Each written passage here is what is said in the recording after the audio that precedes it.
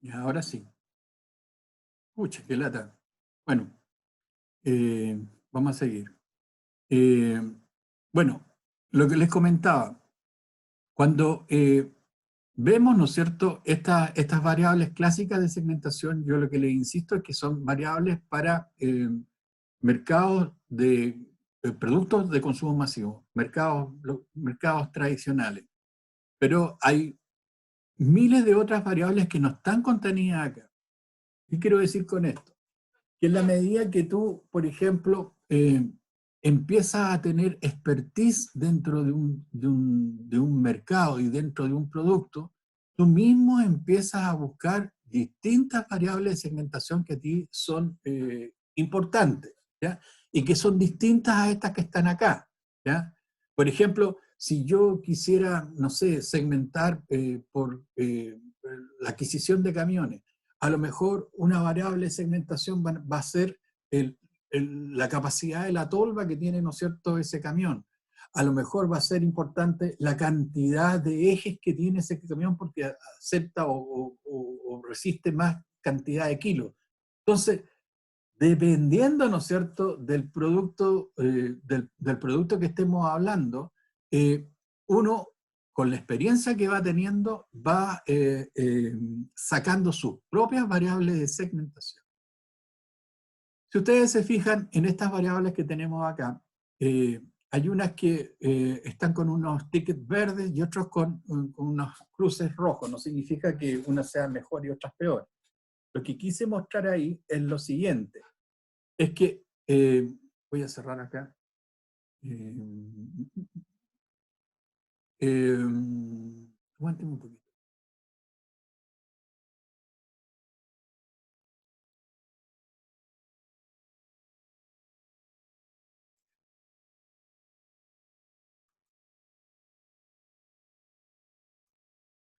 Lo que quise mostrar acá es lo siguiente. Estas variables, Profe, ¿sí? perdón, le aviso que no está compartiendo pantalla, por si acaso. Mm, Sí, profe, no se ve el Power. ya, lo arreglo de inmediato. Hoy día no amanecí muy bien.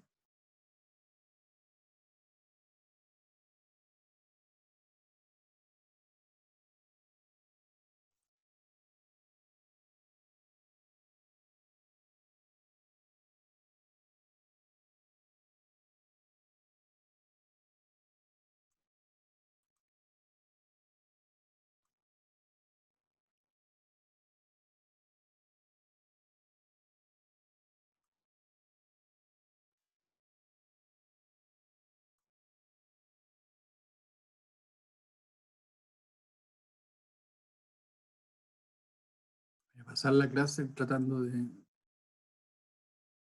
A ver, aguánteme un poquito.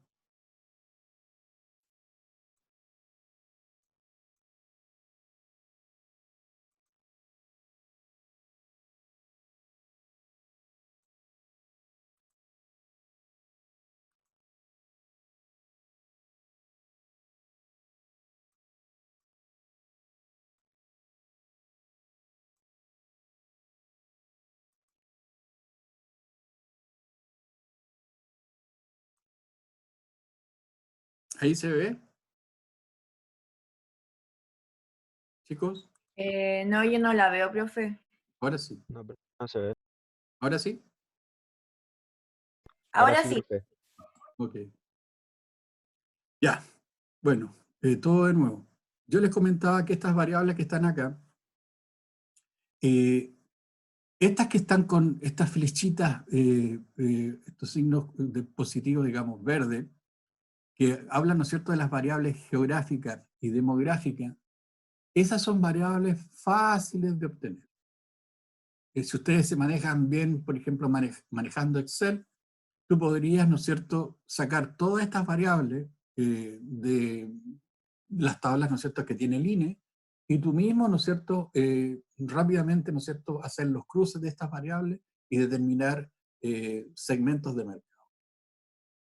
O por último, tú vas al INE, ¿no es cierto?, y le pides, ¿no es cierto?, que te saquen un cuadro donde cruzas tú alguna de estas variables. Suponte tú quieres, no sé, familias de ciertas ciudades del país, ¿no es cierto? Y que tienen X clima, por decirte algo, ¿ya? Estás vendiendo traje de baño, suponte. Entonces, ya, rápidamente, ¿no es cierto? El INE te lo saca en unos 5 minutos, obviamente te cobra, porque no es gratuito, pero ¿qué te quiero decir con esto? Que estas son fáciles de obtener, ¿ya? Y no requieren de mucho tiempo para poder hacer los cruces específicos. En cambio, estas otras que están acá, la psicográfica y de comportamiento, sí que tiene, ¿no es cierto? Tienes que invertir mucho dinero para poder conseguirla, requiere su tiempo, que no es menor, y muchas veces, ¿no es cierto?, con estas psicográficas de comportamiento a lo mejor puedes lograr obtener quizás muy, muy fino los detalles del perfil del consumidor, pero tiene un costo, ¿no es cierto?, que todas las empresas no pueden solventar, ¿ya? Ni el tiempo, ¿no es cierto?, como para poder pensar, ¿no es cierto?, bueno, este producto lo lanzamos este año o no lo lanzamos este año, o lo lanzamos este mes o no lo lanzamos este mes. Muchas veces esa oportunidad de lanzamiento no puede esperar una investigación a lo mejor tan profunda.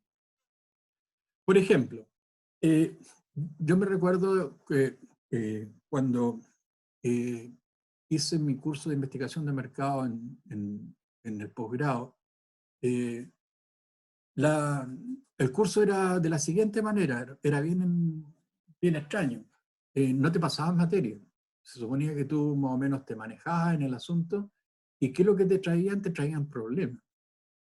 Entonces, el caso que me tocó a mí y a mi grupo, llegó un señor que era dueño de unos pubs de moda en Barcelona. Y él tenía el siguiente problema. Él decía, mira, yo he racionalizado los productos porque quiero rentabilizar, ¿no es cierto?, mi inversión.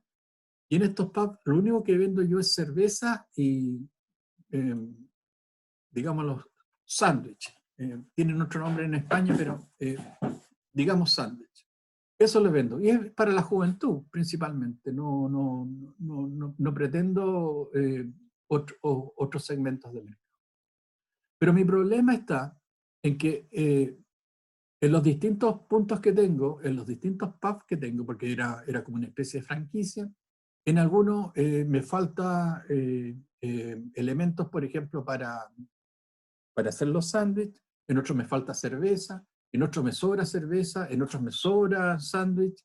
Entonces tengo una escoba, ¿no es cierto?, con respecto a los stocks que tengo ¿cómo se llama?, que permanecer ahí en cada local, que debo tener el stock mínimo que debo tener en cada local, que no tenga quiebres de stock. Entonces, ¿qué es lo que tuvimos que hacer nosotros? Obviamente todo esto lo financiaba la empresa en cuestión. Nosotros tuvimos que hacer lo que se llamaba el ritual de la cerveza.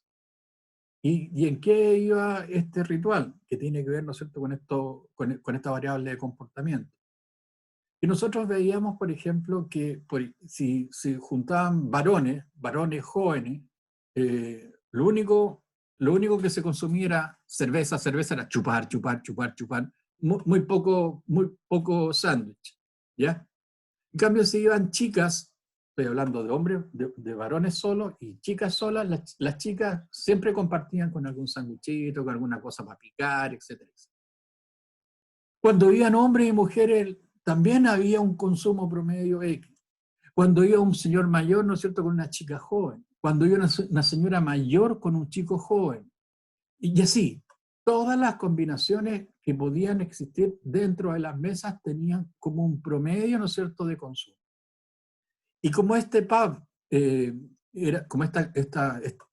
estos pubs eran de moda, ¿qué es lo que había que hacer? Los chicos que querían ir, ¿no es cierto?, a estos pubs tenían que reservar con antelación. Entonces, ahí tú tenías la idea de cuántas personas eran y cómo estaba compuesta, ¿no es cierto?, la mesa. Por ejemplo, tú llamabas y tú decías, mira, quiero reservar una mesa para mañana. Ya. ¿Cuántas personas vienen? Somos 6 personas. Y hombres y mujeres, no, somos todos partners, somos todos amigos. Entonces, dada esa, ¿cómo se llama?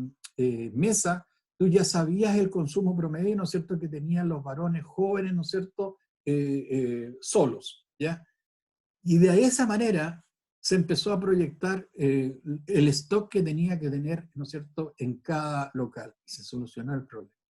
Pero obviamente hubo que esperar de que uno estuviese en los locales bastante tiempo, anotando los consumos promedios, porque, claro, o sea, de repente aparecía una pareja joven, los dos estaban peleando y el consumo que salía ese día no correspondía al consumo que normalmente tenía una pareja que estaba coqueteando, que estaban en el proceso, ¿no es cierto?, de enamoramiento. Es muy distinto. Entonces, había que sacar unos promedios en base a varias repeticiones, ¿no es cierto?, de parejas, en este caso jóvenes, para saber, ¿no es cierto?, el consumo promedio.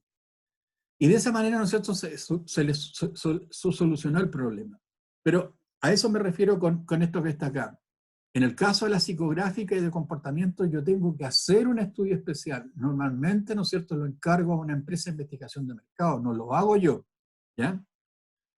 En investigación de mercado, que es el curso que viene a continuación de ustedes le enseñan todos los tipos de técnicas para investigar. ¿Para qué?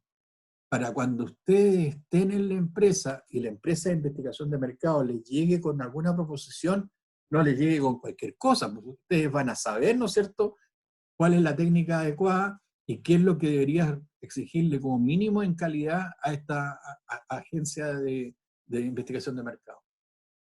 Ahora, también se enseña ese ramo para los que a lo mejor futuro de repente entran en una empresa de investigación de mercado y ellos tienen que hacer, ¿no es cierto?, las investigaciones propiamente. Las variables dependientes pueden ser muy variadas. Ejemplo, tamaño, forma, estilo, cantidad, velocidad, confort, modernidad, producto. Valoración, grado de sanidad, grado de nutritividad, presentación, etcétera, del producto o servicio. ¿Ya?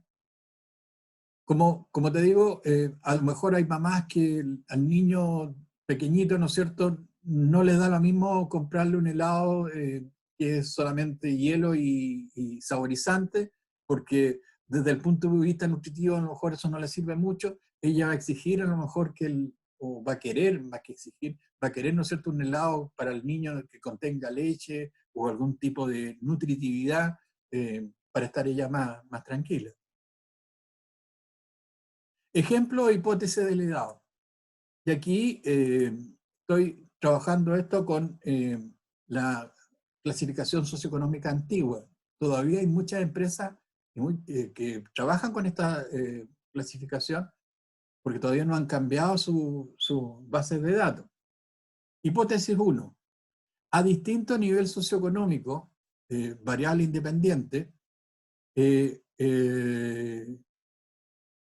la valoración de higiene, nutritividad y presentación va a ser distinta. ¿Ya? Por ejemplo, es de suponer, ¿no es cierto?, que los segmentos más altos, que se supone que debieran tener mayor educación, van a exigir a lo mejor una mayor nutritividad, ¿ya? A lo mejor también una mayor higiene, y a lo mejor una presentación más bonita, por ejemplo. A distinta edad, variable independiente, niños, jóvenes, adultos, la valoración de la sanidad, sabores y presentación van a ser distintas. Cabros chicos, no le da lo mismo, lo que le gusta, ¿no es cierto?, que tenga buen sabor. Y a lo mejor al niño es importante la presentación en el sentido que tenga algún monito, alguna cosa que él rescate como interesante. Hipótesis 3. A distinto clima, formas de consumo, sabores preferidos, presentaciones preferidas. Claro, seguramente, ¿no es cierto?, ustedes saben, ¿no es cierto?, de que, por ejemplo, si tú te vas a Brasil, bueno, no les explico la cantidad de sabores que hay en ese país, porque, bueno, la cantidad de frutas que tienen también son infinitamente mayores a las nuestras, y las combinaciones que ellos hacen entre esas distintas frutas, frutas que son de la selva, frutas tradicionales, qué sé yo, las distintas combinaciones que hacen, sacan sabores distintos también. Y obviamente eso se produce nosotros en este país, que tiene un clima muy distinto al que tenemos nosotros.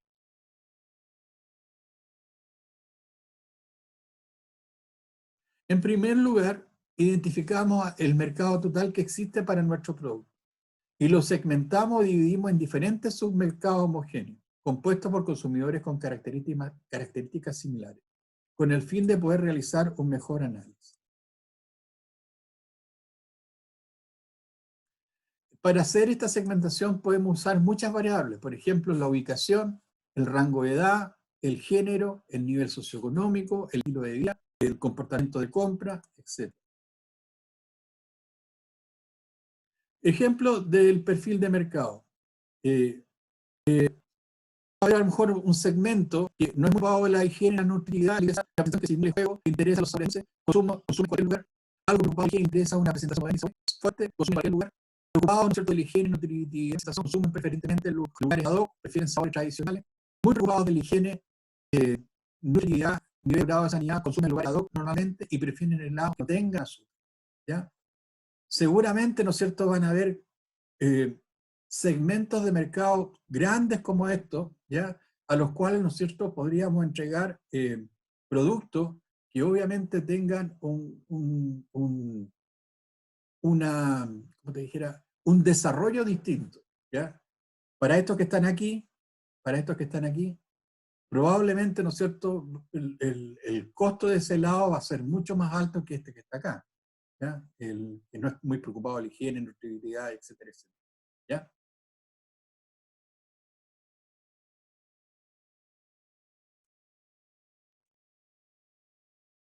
Mercado meta es el grupo de clientes a los que la organización dirige sus esfuerzos de marketing.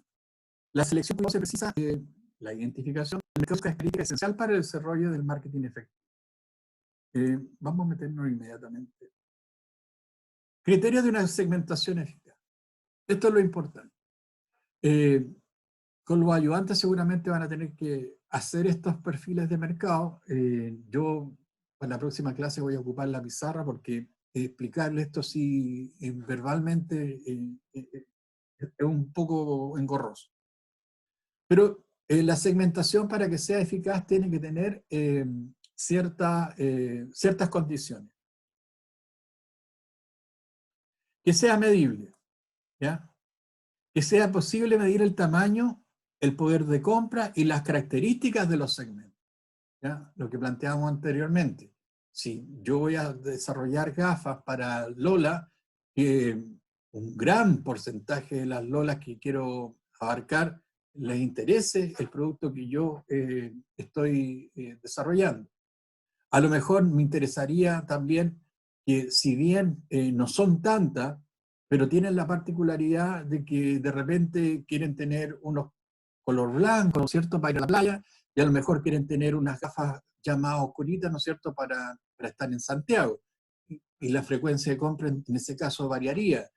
A lo mejor son menos, pero como tiene una frecuencia de compra mayor, también es un segmento interesante. Pero para ello, ¿no es cierto?, tiene que ser posible, ¿no es cierto?, medirlo. Sustancial, ¿ya? Los segmentos son grandes y lo suficientemente rentables como para atenderlo, para que valga la pena dirigirse a un segmento mediante un programa de marketing adecuado, ¿ya? El segmento deberá ser un grupo homogéneo lo más grande posible para que un fabricante de automóviles no sería rentable, por ejemplo, desarrollar automóviles para personas que midan menos de 1,5 metros de estatura. Aunque a lo mejor, si dentro de ese segmento hay gente que tiene a lo mejor el poder adquisitivo para comprar un automóvil que reúne esas características, pero que es muy caro, quién sabe si se podría hacer. Pero en general, ¿no es cierto?, dado que son muy poquitos, las personas tan bajitas, no sería un segmento interesante. También la accesibilidad. La empresa será capaz de alcanzar a los miembros de los segmentos determinados con el mix de marketing a la medida. En algunos segmentos es difícil poder determinar claramente lo que quieren las personas. Por ejemplo, en el caso, ¿no es cierto?, de la tercera y cuarta edad, muchas veces las respuestas que dan o lo que uno logra entender no son tan finas por problemas en especial de la vista y el oído, ¿ya? En ese segmento de repente es difícil eh, obtener una información así tan fidedigna. Lo mismo pasa en los segmentos más altos. Muchas veces uno quiere, en los segmentos fonte A, quiere saber claramente cómo perfilan el mercado, y la verdad que obtener información a través de una encuesta, a través de una entrevista, en esos segmentos de mercado es casi imposible, ¿ya? Diferenciable. Los segmentos pueden distinguirse conceptualmente y responder de manera específica a diferentes elementos y programas de la mezcla de marketing. Ahí si tú te fijas, tengo distintos tipos de pilas Duracell que van a constituir, ¿no es cierto?, segmentos distintos a los cuales yo quiero abarcar, ya que responden distintos. Por ejemplo, si es una pila de estas gorditas, ¿no es cierto?, suponte tú que yo la utilice, invento para el Califone, versus otras chiquitas, ¿no es cierto?, que yo la utilice para aparatos tecnológicos. Como por ejemplo esto que está acá. Si tú te fijas acá, ya, aquí estamos hablando del packaging, ya. Aquí hay distintos tipos de packaging. Si tú te fijas en estos que están aquí al final, que son para personas ya mayores, el colorido no es ni parecido al que está para niños de entre 3 y 15 años de edad, ¿ya? Donde obviamente, ¿no es cierto?, el color es un elemento importante, ¿no es cierto?, del packaging, aparte del producto, obviamente, pero el packaging, ¿no es cierto?, tiene que ir de acuerdo a ese segmento. Acuérdense que es un producto o servicio, tiene una serie de atributos, entre otros atributos, ¿no es cierto?, está también, en este caso, el packaging. O segmentos para adultos entre 20 y 45 años de edad, ya, en donde tengo distintas maneras también de presentar. Acá en el caso de este que dice, ¿no es cierto?, digestivo, ya, que está orientado principalmente por su color, a ustedes les resultará obvio, está pensado principalmente para las mujeres, ¿ya? O este otro que está acá, ¿ya?, que a lo mejor para familias o parejas, ¿no es cierto?, jóvenes, a lo mejor que la chica no sabe cocinar tan bien, entonces esto llega, tú lo metes al horno y ya está listo, etcétera. Es posible formular programas para atender a esos segmentos. ¿A qué nos referimos? Toda la información, ¿no es cierto?, que tú conseguiste, tú la puedes procesar al interior y desarrollar el satisfactor. También dentro de esta información que tú estás consiguiendo aquí, identificar, ¿no es cierto?, qué cantidad de competidores tú te vas a encontrar al tratar, ¿no es cierto?, de atacar tal segmento de mercado. Porque a lo mejor tú las otras 4 variables las estás consiguiendo, ha sido medible, identificable, has tenido accesibilidad, etcétera, todo lo anterior, pero a lo mejor tú te das cuenta de que ese segmento que escogiste, además de que tiene todos los otros atributos, hay 800 competidores en el mismo segmento. Entonces, ¿qué es lo que haces ahí? Tú de alguna manera empiezas a procesar si te conviene entrar a ese mercado y batallar, ¿no es cierto?, por esa cantidad de competidores, porque dentro de esa gran cantidad de competidores puede estar también el líder del mercado, y si el líder del mercado está ahí y quiere entrar, obviamente te va a dar caña, te va a dar con tutti. Entonces, muchas veces, al hacer todo este proceso, tú dices, no, dado que aquí hay mucha competencia, a lo mejor me voy a reorientar a otro segmento de mercado, quizás no es tan atractivo para el resto de los consumidores, pero al estar yo quizás un poquito monopolio solo dentro de ese mercado, yo puedo tener la habilidad que ando buscando.